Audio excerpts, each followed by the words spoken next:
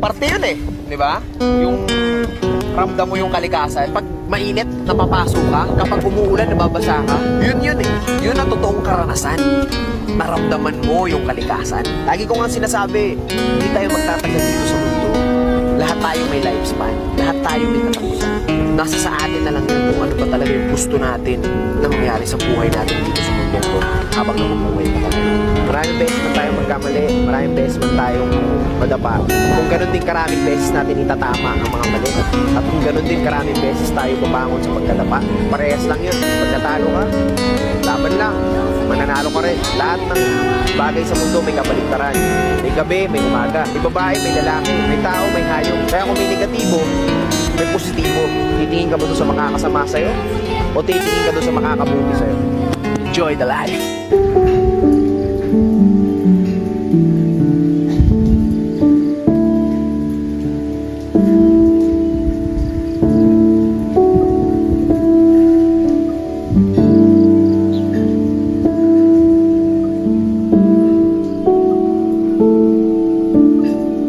Alas 5 nga ng umaga ay nag-ride out na kami. At sa biyaheng ito, dalawa lang kami ng aking OBR ang magkasama. Sa videong ito ay pupuntahan natin ang isa sa sikat na glamping site dito sa Tanay Rizal. Pinupuntahan din ang lugar na to ng mga riders para mag-breakfast ride at dahil meron din itong magandang tanawin. Samahan nyo kami na alamin kung sulit ba talagang puntahan ang Cielo Alto dito sa Tanay Rizal. Tara, biyahe tayo.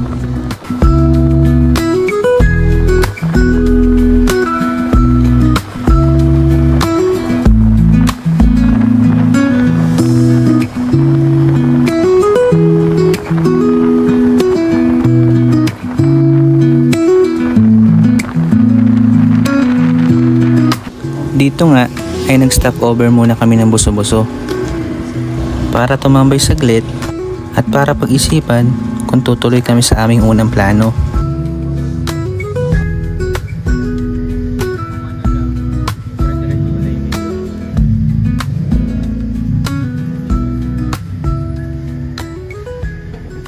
Hindi kami natuloy dun sa destination dapat namin dahil daan dun hindi sementado. So maputik malamang kasi umulan. Kaya naman, change plan. Kabayo. Oo, ano?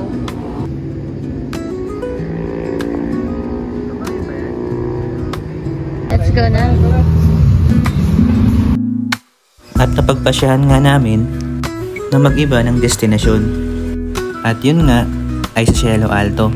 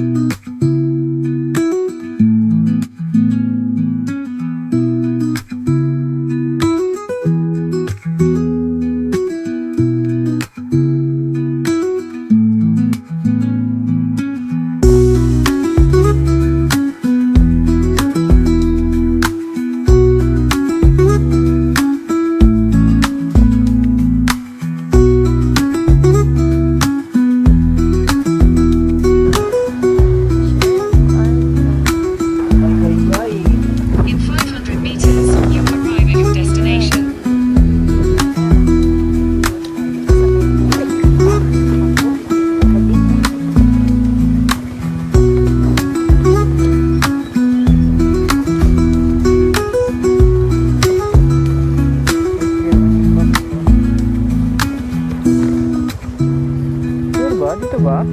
Wait lang, merong ano. Walang magagay na billboard.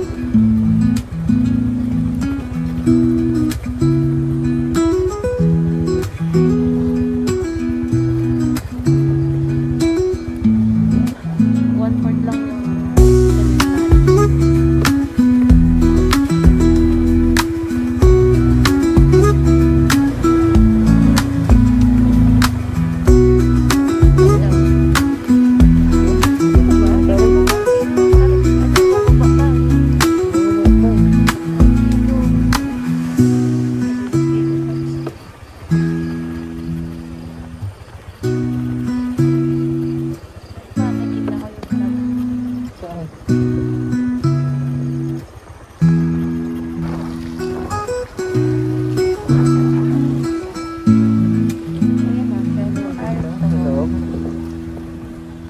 Jeep open?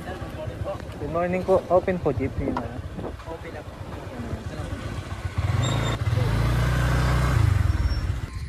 Okay, dito tayo ngayon guys sa Cielo Alto. Ayun parking area. Tapos doon yung mga motor. Tapos dito yung ano, magaganda. Bago kayo makarating dun sa resto, may mga tindahan sa gilid.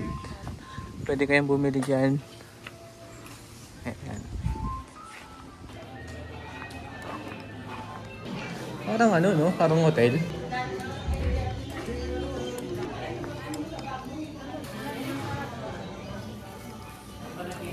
Baka pwede dito love sa labas. Ah, bawal? Guys, kape tayo. Ano yung feeling ko dito? Parang ako nasa reception. Parang kami nasa reception guys. Yung mga nasa kabilang table, mga pinsanin ko yan eh. Kasi pinsan ko yung ano yung ginasal eh. Ayan. Ito yung view nyo. Diba? Bawal dito sa labas kasi umuulan. Itong bubong nila dito, parang net lang yung nasa taas. Basa yung sahig, kaya bawal mag-dine in dyan sa labas. Pero pwede kayo pumunta dyan para tumingin ng view. Ito yung order namin. Ang halaga nito ay 280 pesos. May kasama na siyang kape. Isa akin tapa, sa kanya chiksilog. Barang masarap to. Gulay. Ang nagpamahal dito guys, ano eh, itong mga toppings eh. Yan yung mga bawang. Tapos yung plato. Ang ganda kasi ng plato nila. Yan yung nagpamahal dyan guys. Kain muna tayo.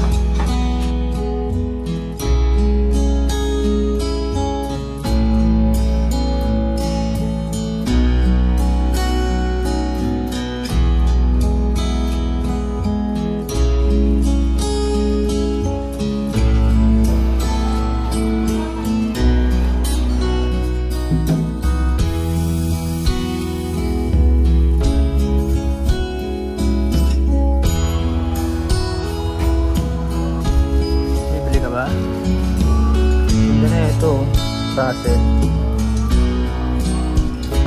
What is that?